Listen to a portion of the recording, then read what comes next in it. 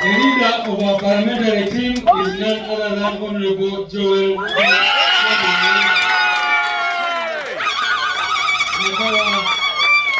West constituency. People power, higher power, MEP, everywhere. Ndulu okukyakyanca wamu n'okusagambiza bye bijjudde ekitebe ky'ekibiina ki National Unity Platform oba kyoyinza okuyita ki NUP ettuntu ly'olunaku olwaleero wakati nga n'obukuba butonyerera buno bwabadde bulaga bulazi nti olunaku olwaleero lwandiba lunaku olw'omukisa ennyo nnyini ddala eri omukulu Honorable Joel Ssenyonyi okuva wali ennakawa era omu ku bakulu mu kibiina ki the National Unity Platform era nga wakati nga enkuba etonnya tekiganye bannakibiina era abamu kubakitwala okubeera nga bakola okulangirira okubadde okw'omuzinzi okugenda okubanga kutambulizibwako ekibiina wali mu Parliament ebbanga ery'emyaka 2 n'ekitundu egiddako. Honorable Joel Ssenyonyi Byesekezi agenze maaso n'okubanga alangirirwa olunaku olwaleero nga leader of opposition ekifo kyabadde ayina mu kisanja ekiwedde wabula we batunuddemu bannakibiina kya NUP ne bagamba nti wamma ggwe ono akoze ne sekkola yenna na bwe kityo ekifo ky'obwa Lop oba leader of opposition mu Parliament Honorable Joel Ssenyonyi bakimuddiza era kimuli mu 5 ku vidiyo eno mukwano gwange ngenda kubanga nkulaga abantu ab'enjawulo mu NUP abaweereddwa ebifo mu Parliament ate era mukadde ke kamu ngenda kubanga nkulaga n'abantu ab'enjawulo abafunye ebifo mu bwa minisita obwa shadow government oba ba shadow cabinet ministers okuva mu opposition. Okusookera ddala omukulu gw'olaba ku screen ye Honorable Patrick Oshabe Nsamba onaweereddwa obwa chairperson bwa Public Accounts Committee. Akakiiko ako bangi mwakakazaako erinnya erya PAC. Kakiiko kakulu nnyo mu Parliament awo. Kati omukulu gw'olaba ku screen Honorable John Baptist Nambeshe ono ng'ava mu Manjia County mu Parliament alondeddwa nga Commissioner of Parliament oba aweereddwa ekifo ky'obwa Commissioner mu Parliament. Kati omukulu gw'olaba awo ye Honorable Paul Mwiru ng'ali ne omukulu Rubongoya David Lewis. Paul Mwiru ekyo ekifaananyi kyagye buvuddeko yabadde aweereddwa flag ya NUP okubakiikirira nga speaker wabula ojja kujjukira nti ebintu tebyatambudde bulungi mu lwokaano olwo bwe yafunye obululu 6 wabula ono afunye ekifo ky'obwa chief opposition whip oba yagenda okubeera chief whip owa opposition. Kati omukyalo ono abbinkanye n'ebyobufuzi okumala ebbanga era mukama gye buvuddeko yavaayo n'amuwandako eddusu Parliament n'agyesoga. Njogera ku mukyala amanyiddwa nga Honorable Nakwedde Harriet aweereddwa ekifo ky'obwa Deputy Chief Opposition Whip. Ono yagenda okubeera Chief Whip wa Opposition Deputy era ng'agenda kuba ng'amyuka omukulu Honorable Paul Mwiru. Kati nno bwe tuba nga tuvuddeko kaawo omuntu ajja kuba nga yeebuuza nti maama Honorable Betty Namboze bakireke yewe bagenze maaso n'okuba nga balonda abakulu mu Parliament. Kifo ki kye bamuwadde omukyalo ono Honorable Betty Namboze bamuwadde ekifo kya chairperson Local Government Accounts Committee. Kati mulaba Justin Namere ministry yamuweereddwa side eri kati mu Parliament side eno Honorable Betty Namboze alina okuba nga eriiso lye ejjo gy'alibeezaawo. Akakiiko ebiva eri ebireetebwa wano yalina okuba nti asaawa eriiso n'abagamba mmwe wano mwakoze mu local government wano mwakoze muti. Kati ate omukulu gw'olaba ku screen nkakasa bulungi nti mumanyi bulungi Honorable Abed Nassa Mudyobore owayiganga municipality ono nno yaweereddwa okubanga amyuka Honorable Betty Namboze bakireke. Kati awaliwo abadde bagamba Honorable Zaake waffe nga situmulaba omuleeta ddi Honorable Zake Francis Butebi aweereddwa ekya chairperson Government Assurances Committee nkiddamu Honorable Zake Francis Butebi bamuwadde ekyokubeera chairperson w'akakiiko aka Government Assurances Committee mu line efaananako bwetyo mukwano gwange agenda maaso olw'okuba nti olaba kati nno we tuba nga tweyongeddekoko mu maaso I think omukyalo ono oba muleete wali mu maaso oba kozinandisoose nenzijjawo aba NUP bano bonna then ne tusobola okuba nga twolekera butereevu mu maaso wali I think nja kuba nkomawo n'omukyalo ono nja kuba nkomawo naye katweyongereyo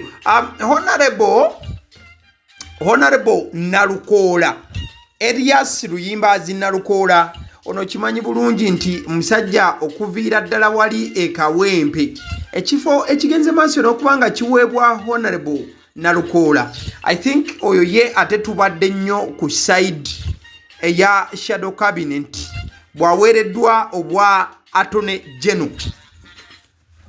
General mu gavumenti eri we tuba tetuli ku shadow government abeera saabawolereza wa gavumenti kati ono yow'okukola ekyo ku side ya opposition tuli ffenna omukulu gw'olaba awo okuviira ddala wali e Busoga omukulu amanyiddwa nga Honorable mwasinga kubanga mumukazaako erinnya lya Swengere naye nno bwe babadde balonda abakulu naddala wali ku shadow cabinet naye bamuwadde ekifo tugenda kubanga tulambulira mu maaso awo ku list ejjudde wabula bamuwadde ekya culture and performing arts omukulu gwogenda maaso n'okuba nti olaba eddakiika eno omu ku bavubuka embulakalevu abayingidde parliament Honorable Robert Maseruka ono nno yaweereddwa ekifo kya Youth and Children's Affairs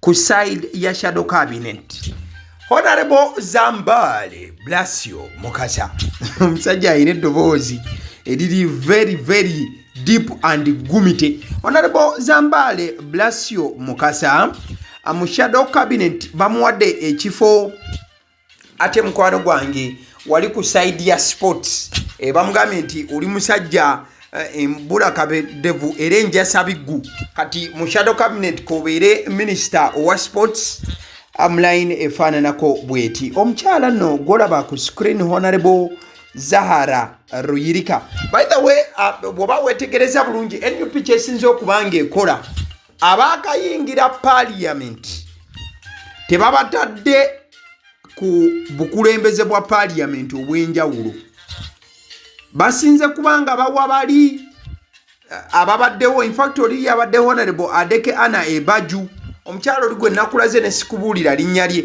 kati Honorable Zahara Ruyirika ye ateereddwa naye ku shadow cabinet kati abakulu ababadde mu parliament NUP bawadde ebifo ku bufuzi bwa parliament kati bano abaakayingira nga bonna bapya abo bojjasi babatadde mu shadow cabinet omukulu amanyiddwa nga George Musisi osobola okuba nga omulengera awo mu kifaananyi eno wansi kale katuyite kale mu lisiti yonna kati bano be baweereddwa ebifo eby'enjawulo mu parliament ngenda kubanga mbayisaamu lukwakwayo mu lisiti yaabwe mu bujjuvu leader of opposition bawadde Honorable Joel Ssenyonyi chief opposition whip ne bawa Honorable Paul Mwiru deputy chief whip ne bawa Honorable Nakwedde Harriet commissioner of parliament ekifo owekitibwa Mpuuga kye yalimu luli omulundi guno bakituuzizaamu Honorable Nambeshe John Baptist chairperson public accounts committee akakiiko ako kalabika nnyo buli woolaba TV woba oli muntu omulabi w'amawulire akakiiko ako kekatera okubanga kekenneenya embalirira n'ebintu byonna ebikolebwa gavumenti wano nawali n'abantu mu gavumenti saidi eyo gimu ku mirimu egitambuzibwa parliament n'ebisigadde bataddeko Honorable Nsamba Patrick Oshabe nkugambe bataddeko basinze kuwa bano abaluddemu oba ababaddewo akaseera. Vice Chairperson Public Accounts Committee bawadde Honorable Sala Lwansansula. Then Honorable Nkunyingi Muwada ne bamuwa okubeera Chairperson wa Kosase. Vice Chairperson Kosase ne bawa Honorable George Musisi. Oyo ye Parliament yakagiyingira. Chairperson Government Assurance Committee Honorable Zake Francis Butebi abadde wakabanga. Vice Chairperson Government Assurance Committee agenda okumyuka Francis Zake ye Honorable Adeke Ana Ebaju. Chairperson Local Government Committee oba Local Government Accounts Committee Honorable Namboze Betty Bachireke. Vice Chairperson amumyuka Honorable Abedna Samudioboli. Kati Pan-African Parliament Representative ne basindika Honorable Karwanga David Luchams. Commonwealth Parliamentary Association Representative ne basindika Honorable Nantongo Fortunate Rose. Parliamentary Union of the OIC Member States Representative ne basindika Honorable Hassan Chirumira. Interparliamentary Union Representative ne basindika Honorable Nabukenya Brenda. Parliamentary Pension Scheme ne bateekako Honorable Kawagalia Abubeka. Oja kujukira nti mu Parliament abaddeyo n'ekisanja ekyaggwa. Kati nno Caribbean EU Parliamentary Assembly basindise Honorable Namtawe Joan. Bwe batyo nno we balonze abakulembeze ab'enjawulo mu Parliament. Kati bwe tugenda ku shadow cabinet. Mukwano gwange gwe atamanyi shadow cabinet. Nga walabye President Yoweri Kaguta Museveni agenda basokuba nti alonda baminisita be abagenda omuyambako okubanga akulembera nabo ekisanja kino. Bwe kityo ne opposition bwetera okubanga ekola okulonda baminisita ab'enjawulo gye wandiyisenga alternative government oba shadow cabinet. Nti singa twandibadde nga ffe tuli mu buyinza bano be bandibadde ba ministers mu bifo ebyenjawulo. Katutandikire ddala okuva waggulu. Honorable Nakwedde Harriet ye bamuwadde wano yes liste baba gikomezaawo wali portfolio okay. Honorable Nakwedde Harriet Deputy Chief Opposition Whip atera bamuwadde Shadow Minister for Presidency. Honorable Nakwedde Harriet wa NUP okay. Kati wano NUP siye yoka wabula n'abo abayisemu ne bagenda mu Parliament nga naye bayitidde ku side ya independent ne opposition mulimu abewangulidde ebifo.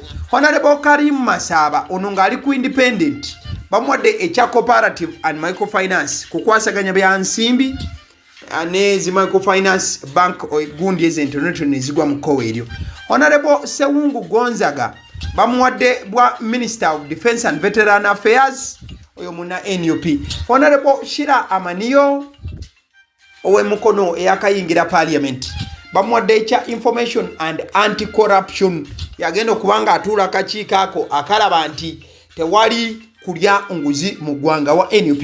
Honorable Dr. Eunice Apio Otuko Science, Innovation and Technology ono muna UPC Lukulwe. Honorable Kasule Ismail bamuwadde Trade and Industry kugambye zino ministry ezenjawulo mu shadow cabinet. Oyo nno nga Honorable Kasule Ismail wa ANT ekibiina ekyo ekikulemberwa Honorable Gregory Mugisha Muntu. Honorable Okelo Patrick Onguti bamuwadde local government era nga wa DP. Honorable Sebina Javira ne bamuwa finance, planning and economic development wa NUP. Honorable Tebandeke Charles Animal Industry and Fisheries wa NUP. Honorable Alobo Joan Akom ne bamuwa ekya foreign affairs oyo wa FDC. Honorable Rukanga Moses Musanje Energy and Minerals wa NUP. Honorable Kaluya Andrew Kiza wa Education NUP. Honorable Jime Kanabi ne bamuwa ekya Public Service NUP. Honorable Kiza Hakim East African Community Affairs NUP.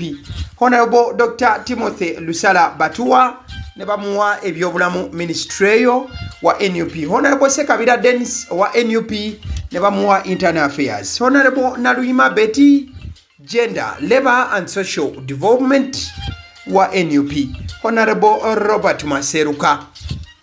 Youth and Children Affairs NUP, Honorable Fred Jalameso wa UPC Tourism and Wildlife, Honorable Jamal Mukuvi Water and Environment wa NUP, Honorable Kutesa Patrick Agriculture NUP, Honorable Abdallah Chiwanka Justice and Constitutional Affairs NUP, Honorable Zahara Ruirika Kampala Capital City Authority Minister kusaidiyeyo NUP, Honorable Asinas Nyakato oyo no ne bamuwa Works and Transport PFF, Honorable Zambale Blasio Nagambye Sports, Honorable Hussein Muyonjo obagwe mumanyinga swengere ne bamuwa Culture and Performing Arts, then Honorable Luyimba Zinalkola nabera Attorney General obasaba wolereza ku side ya the shadow cabinet.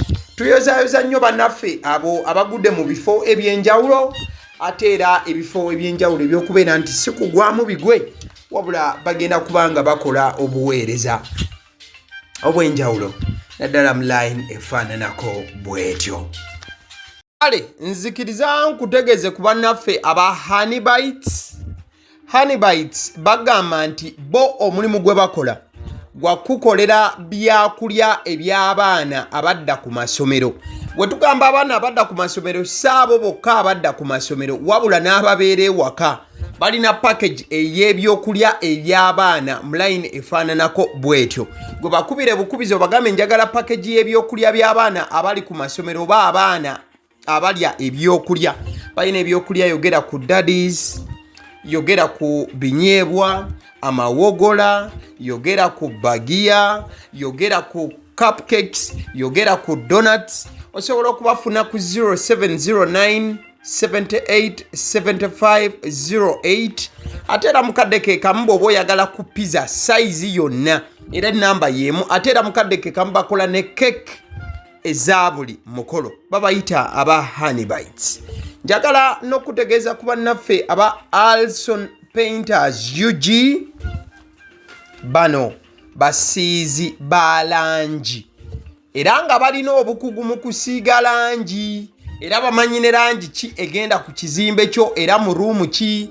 Tebasobola kuddira langi yandigenze mu kisenge ate ne bagisiiga mu ddiiro ey'omu dining ne bagisiiga mu kinaabiro. Nedda, Alson Painters UG omulimu gw'okusiiga langi bagukugukira ddala. Basiiga ebizimbe okuviira ddala ku ruumu emu paka ku makalina n'amakalina. Gwe bakubira ebukubizo bagambe nti Alson Painters UG namaliriza okuzimba ekizimbe kyange. In fact ne bw'oba olina ekizimbe nga kikadde nga olaba langi yaakyo efaanana si bulungi, Alson Painters UG bazze kugonjoola ensonga eno. Bakubire ku 0705 1936 be bannaffe aba Alson Painters UG. Aba Sedi Omusunsuzi ly'erinnya eryange yenze aba Sedi Omusunsuzi. Yenze atuula emabega w'omuzindaalo buli lunaku era ly'eddoboozi ly'owuliriza ku mukutu guno aba Sedi Omusunsuzi ly'eddoboozi eryo era ng'omukutu kwoli gwe guno ogwagaliwo. Nagamba nti information yonna gy'olaba ku channel eno tetugattamu kintu kyonna ate tewali kye tutoolamu.